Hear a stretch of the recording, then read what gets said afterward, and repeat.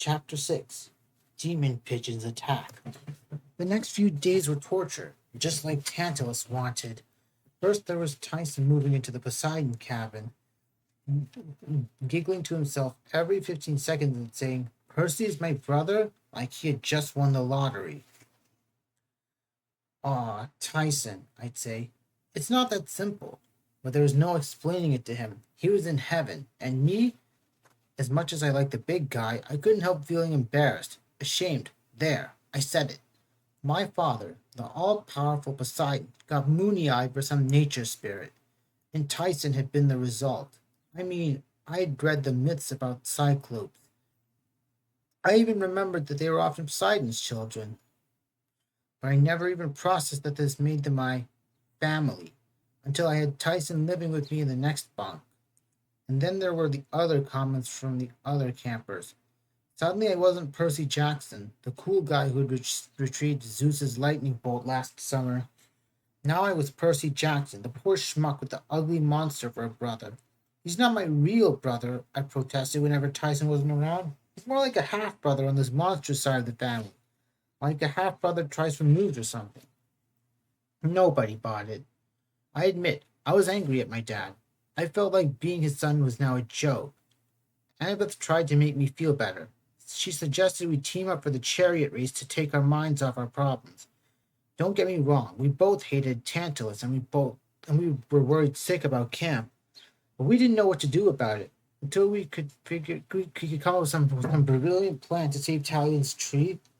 We figured we might as well go along with the races. After all, Annabeth's mom, Athena, had invented the chariot, and my dad created horses. Together we would own that track. One morning, Annabeth and I were sitting by the canoe sketching chariot designs when some jokers from Aphrodite's cabin walked by and asked me if I needed to borrow some eyeliner for my eye. Oh, sorry, eyes. As they walked away laughing, Annabeth grumbled, "Just ignore them, Percy. It isn't your fault you have a monster for a brother." "He's not my brother," I snapped, "and he's not a monster either." Annabeth raised her eyebrows. "Hey, don't get mad at me. And technically, he is a monster." "Well, you gave him permission to enter camp." "Because it was the only way to save your life. I mean, I'm sorry, Percy. I didn't expect Poseidon to claim him. Cyclopes are the most deceitful, treacherous." "He is not. What have you got against Cyclopes anyway?" Annabeth's ears turned pink. I got the feeling there was something she wasn't telling me. Something bad. "Just forget it," she said. "Now, the axle for this chariot." "You're treating him like he's this horrible thing," I said. "He saved my life." Annabeth threw down her pencil and stood. "Then maybe you should design a chariot with him." "Maybe I should." "Fine. Fine." She stormed off and left me feeling even worse than before. The next couple of days, I had tried to keep my mind off my problems. Selena Beauregard, one of the nicer girls from Aphrodite's cabin, gave me my first riding lesson on a Pegasus. She explained that there was only one immortal winged horse named Pegasus, who still wandered free somewhere in the skies, but over the eons he sired a lot of children, none quite so fast or heroic, but all named after the first and greatest. Being the son of the sea god, I never liked going into the air.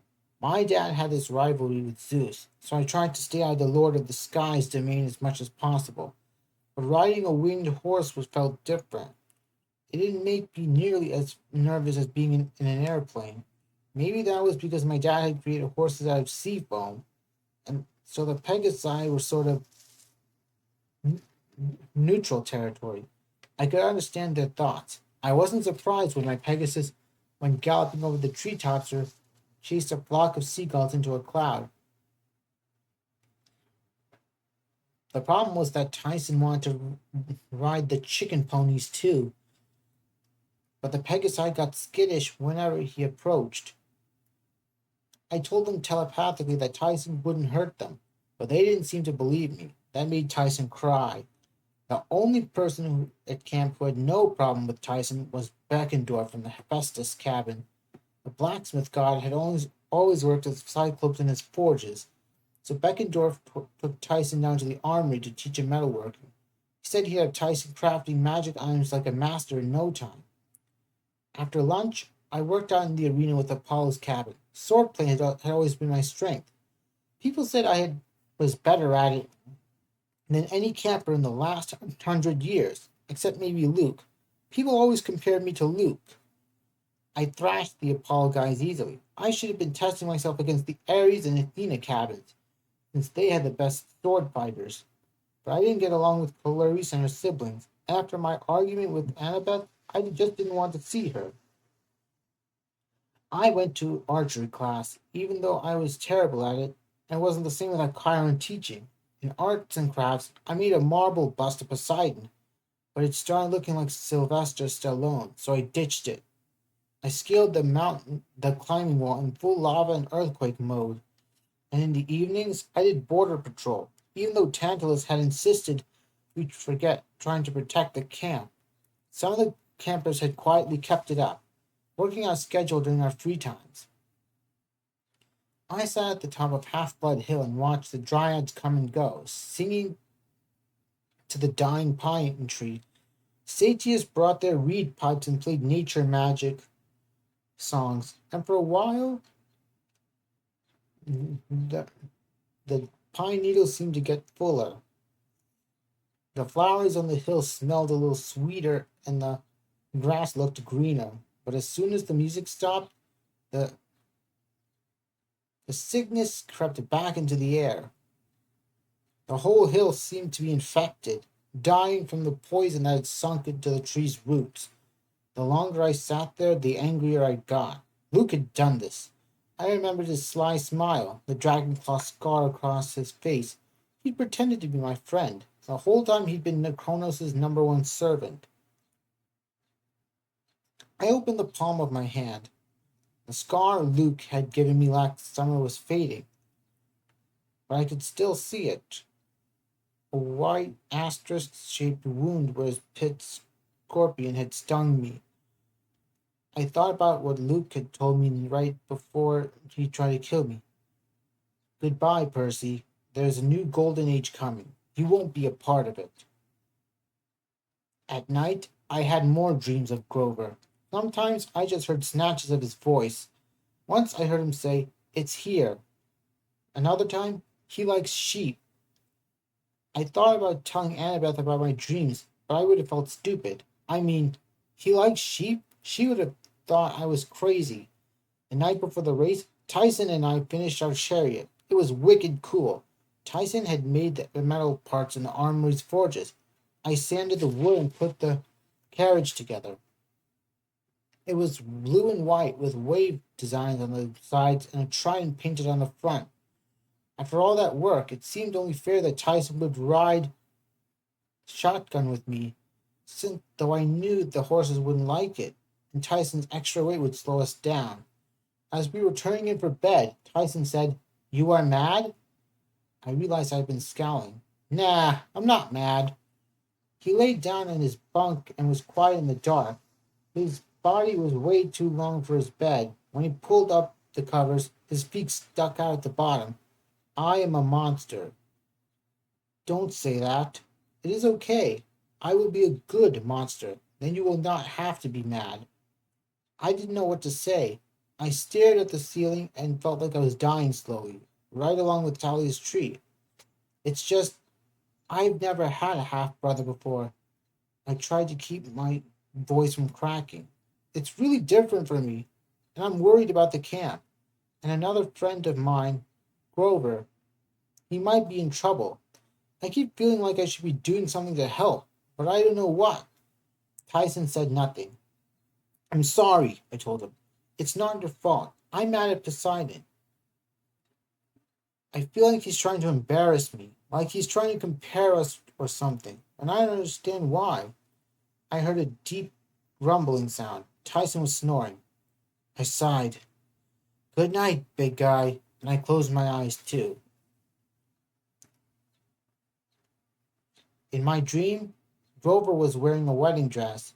It didn't fit him very well. The gown was too long and the hem was caked with dried mud. The necklace kept falling off his shoulder. A tattered veil covered his face. He was standing in a dark, dank cave, lit only by torches. There was a cot in one corner and an old-fashioned loom on the other. A length of white cloth half woven on the frame. And he was staring right at me, like I was a TV program he'd been waiting for. "Thank the gods!" he yelled. "Can you hear me? My dream self was too slow."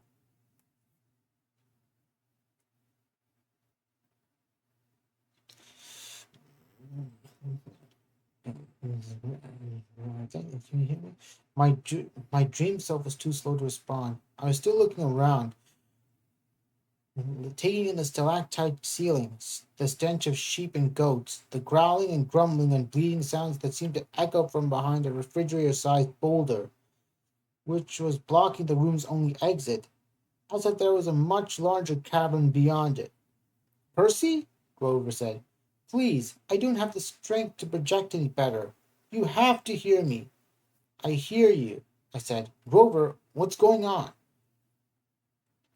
From behind the boulder, a monstrous voice yelled, "Honey Pie, are you finished yet?" And Grover flinched. He called out in quite said, "Not quite, dearest. A few more days." "Bah! Hasn't it been 2 weeks yet?" "No, dearest. Just 5 days. This leaves 12 more to go." The monster was silent, maybe trying to do the math. He must have been worse at arithmetic than I was, because he said, "All right, but hurry. I want to see under that veil." Grover turned back to me. "You have to help me. No time. I'm stuck in this cave, on an island in the sea." "Where?" "I don't know exactly. I went to Florida and turned left." "What? How did you—" "It's a trap," Grover said. "It's the reason no satyr has ever returned from this quest. He's a shepherd, Percy, and he has it. Its nature magic is so powerful it smells just like the great god Pan. The satyrs come here thinking they've found Pan, and they get trapped and eaten by Polyphemus." "Polly who?" "The Cyclops," Grover said, exasperated. "I almost got away. I made it all the way to St. Augustine." "But he followed you," I said, remembering my first dream, "and trapped you in a bridal boutique." "That's right," Grover said. "My first empathy link must have worked then. Look, this bridal dress is the only thing keeping me alive. He thinks I smell good, but I told him it was just goat-scented perfume. Thank goodness he can't see very well. His eye is still half blind from the last time somebody poked it out. But soon he'll realize what I am. He's only giving me 2 weeks to finish the train, and he's getting impatient." "Wait a minute. This Cyclops thinks you're—" "Yes," Grover wailed. "He thinks I'm a lady Cyclops, and he wants to marry me." Under different circumstances, I might have busted out laughing, but Grover's face was deadly serious. He was shaking with fear. "I'll come rescue you," I promised. "Where are you?" "The Sea of Monsters, of course." "The Sea of what?" "I told you. I don't know exactly where. And look, Percy, I'm really sorry about this, but this empathy link, well, I had no choice. Our emotions are connected now. If I die, don't tell me. I'll die too." "Oh, well, perhaps not. You might live for years in a vegetative state, but it would be a lot better if you got me out of here." "Honey Pie!" the monster bellowed. "Dinner time! Yummy, yummy sheep meat!" Grover whimpered. "I have to go. Hurry!" "Wait! You said it was here. What?" But Grover's voice was already growing fainter.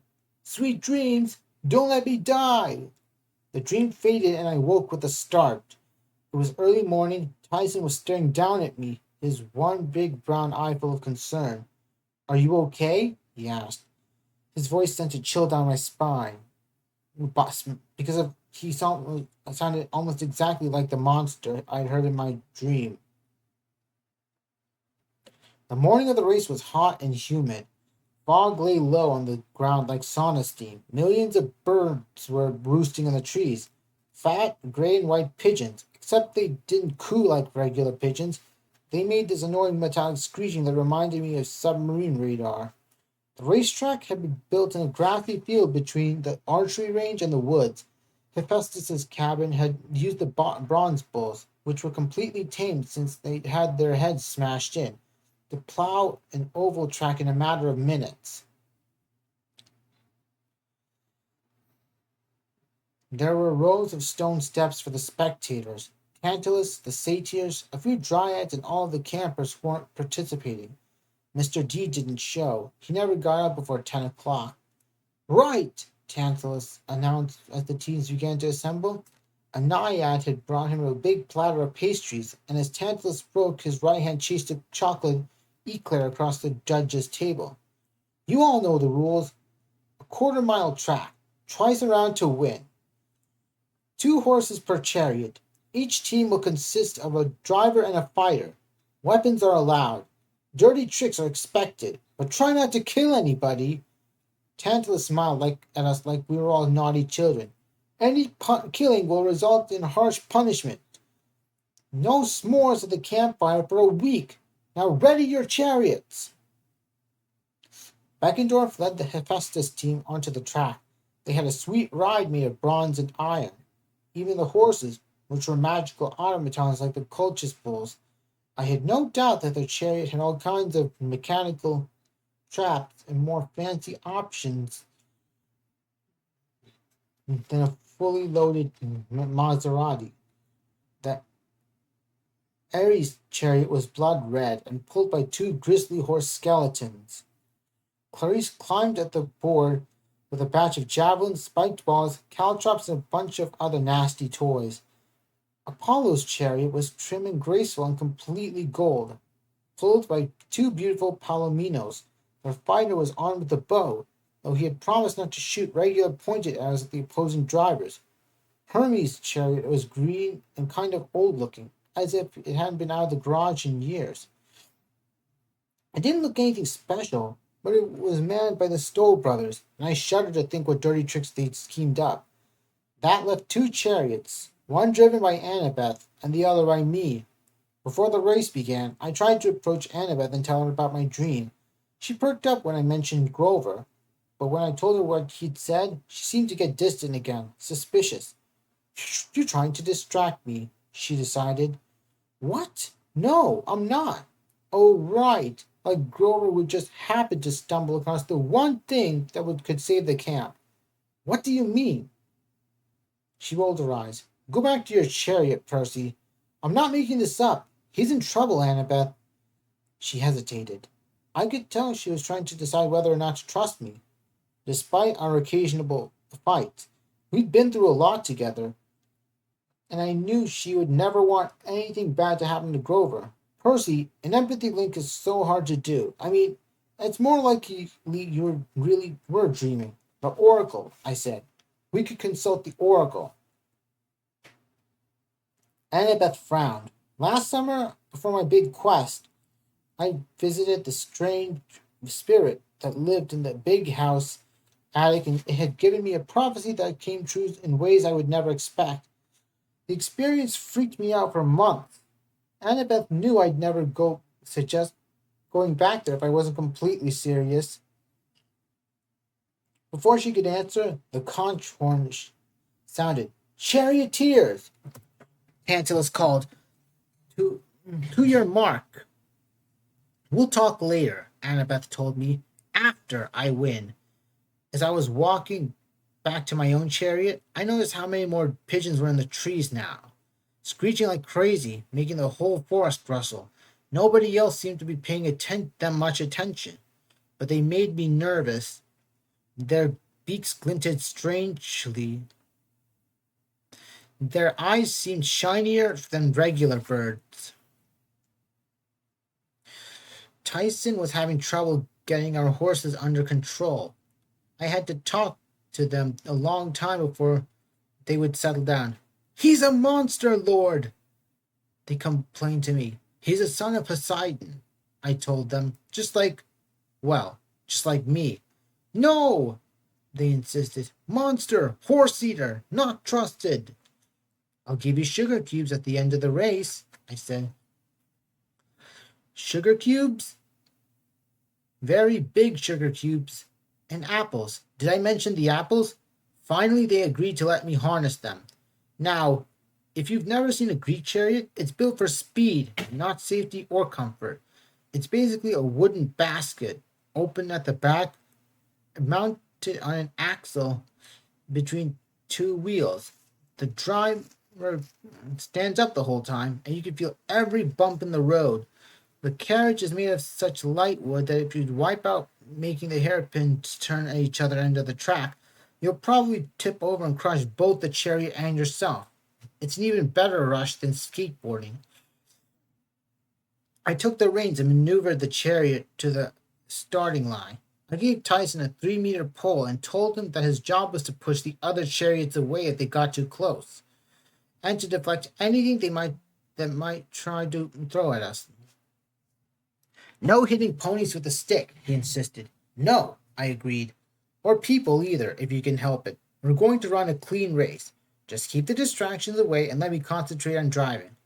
We will win, he beamed. We are so going to lose, I thought to myself, but I had to try. I wanted to show the others, well, I wasn't sure what exactly. That Tyson wasn't such a bad guy, that I wasn't ashamed of being seen with him in public, maybe that they hadn't hurt me with all the jokes and name-calling. As the chariots lined up, more shiny-eyed pigeons gathered in the woods. They were screeching so loudly the campers in the stands were starting to take notice, and glancing nervously at the trees, which shivered under the weight of the birds. Tantalus didn't look concerned, but he did have to speak up to be heard over the noise. Charioteers, he shouted, attend your mark. He waved his hand and the starting signal dropped. The chariots roared to life. Hooves thundered against the dirt. The crowd cheered. Almost immediately there was a loud, nasty crack.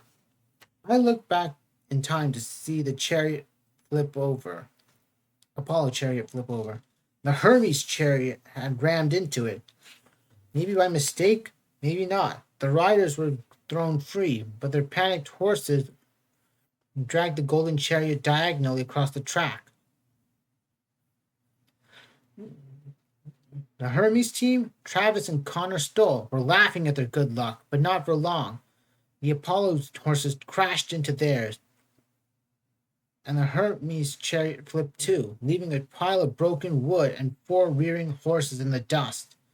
2 chariots down in the first 6 meters. I loved this sport. I turned my attention back to the front. We were making good time, pulling ahead of Ares, but Annabeth's chariot was way ahead of us. She was already making her turn around the first post, her javelin man grinning and waving at us, shouting, "See ya!" The Hephaestus chariot was starting to gain on us too. Beckendorf pressed a button, and a panel slid open on the side of his chariot. "Sorry, Percy," he yelled. 3 sets of balls and chains shot straight toward our wheels. They would have wrecked us completely if Tyson hadn't whacked them aside with a quick swipe of his pole. He gave the Hephaestus chariot a good shove and sent them skittering sideways while we pulled ahead. "Nice work, Tyson," I yelled. "Birds!" he cried. "What?" We were whipping along so fast it was hard to hear or see anything. But Tyson pointed towards the woods, and I saw what he was worried about. The pigeons had risen from the trees. They were spiraling like a huge tornado, heading towards the track. No big deal, I told myself. They're just pigeons. I tried to concentrate on the race. We made our first turn, the wheels creaking under us, and the chariot threatening to tip. But now we were only 3 meters behind Annabeth. If I could just get a little closer. Tyson could use his pole. Annabeth's fighter wasn't smiling now. He pulled a javelin from his collection and took aim at me. He was about to throw when we heard the screaming. The pigeons were swarming, thousands of them dive bombing the spectators in the stands, attacking the other chariots. Beckendorf was mobbed. His fighter tried to bat the birds away, but he couldn't see anything. The chariot veered off course and plowed through the strawberry fields, like the mechanical horses steaming. In the Ares chariot, Clarice barked an order to her fighter, who quickly threw a screen of camouflage netting over their basket. The birds swarmed around it, pecking and clawing at the fighter's hands as he tried to hold up the net, but Clarice just gritted her teeth and kept driving. Her skeletal horses seemed immune to the distraction. The pigeons pecked uselessly at their empty eye sockets and flew around through the rib cages, but the stallions kept right on running. The spectators weren't so lucky. The birds were slashing at any bit of exposed flesh, driving everyone into a panic. Now that the birds were closer, it was clear they weren't normal pigeons. They were beady and evil looking. Their beaks were made of bronze, and, judging from the yelps of the campers, they must have been razor sharp. "Stymphalian birds!" Annabeth yelled. She slowed down and pulled her chariot alongside mine. "They'll strip everyone to the bones if you don't drive them away." "Tyson?" I said. "We're going around." "Going the wrong way?" he asked. "Always," I grumbled, but I steered the chariot towards the stands. Annabeth rode right next to me. She shouted, "Heroes, to arms!" But I wasn't sure anyone could hear her over the screeching of the birds and the general chaos. I held my reins in one hand and managed to draw riptide as a wave of birds dived at my face, their metal beaks snapping, slashing them out of the air, and they exploded into dust and feathers, but there were still millions of them left. One nailed me in the back end as I almost jumped straight out of the chariot. Annabeth wasn't having much better luck. The closer we got to the stands, the thicker the cloud of birds became. Some of the spectators were trying to fight back. The Athena campers were calling for shields. The archers from Apollo's cabin brought out their bows and arrows, ready to slay the menace. But with so many campers mixed in with the birds, it wasn't safe to shoot. "Too many!" I yelled to Annabeth. "How do you get rid of them?"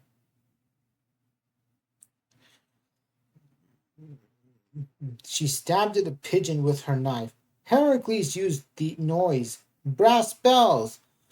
He scared them away with the most horrible sound he could." Her eyes got wide. "Percy! Chiron's collection!" I understood instantly. "You think it'll work?" She handed her fighter the reins and leaped from her chariot into mine like it was the easiest thing in the world. "To the big house. It's our only chance." Clarice had just pulled across the finish line, completely unopposed, and seemed to notice for the first time how serious the bird problem was. When she saw us driving away, she yelled, "You're running? The fight is here, cowards!" She drew her sword and charged for the stands. I urged our horses into a gallop. The chariot rumbled through the strawberry fields, across the volleyball pit, and lurched to a halt in front of the big house. Annabeth and I ran inside, tearing down the hallway to Chiron's apartment. His boombox was still on his nightstand. So were his favorite CDs. I grabbed the most repulsive one I could find. Annabeth snatched the boombox, and together we ran back outside. Down at the tracks, the chariots were in flames. Wounded campers ran in every direction, with birds shredding their clothes and pulling out their hair, while Tantalus chased breakfast pastries around the stand, every once in a while yelling, "Everything's under control, not to worry." We pulled up to the finish line. Annabeth got the boombox ready. I prayed the batteries weren't dead. I pressed play and started up Chiron's favorite, the all-time greatest hits of Dean Martin. Suddenly the air was filled with violins and a bunch of guys moaning in Italian. The demon pigeons went nuts. They started flying in circles, running into each other like they wanted to bash their own brains out. Then they abandoned the track altogether and flew skywards in a huge dark wave. Now, shouted Annabeth, archers! With clear targets, Apollo's archers had flawless aim. Most of them could knock 5 or 6 arrows at once. Within minutes, the ground was littered with dead bronze pigeons, and the survivors were a distant trail of smoke on the horizon. The camp was saved, but the wreckage wasn't pretty. Most of the chariots had been completely destroyed. Almost everyone was wounded, bleeding from multiple bird pecks. The kids from Aphrodite's cabin were screaming because their hairdos had been ruined and their clothes pooped on. Bravo! Tantalus said, but he wasn't looking at me or Annabeth. We have our first winner! He walked to the finish line and awarded the golden laurels for the race to a stunned-looking Clarice. Then he turned and smiled at me. And now to punish the troublemakers who disrupted this race.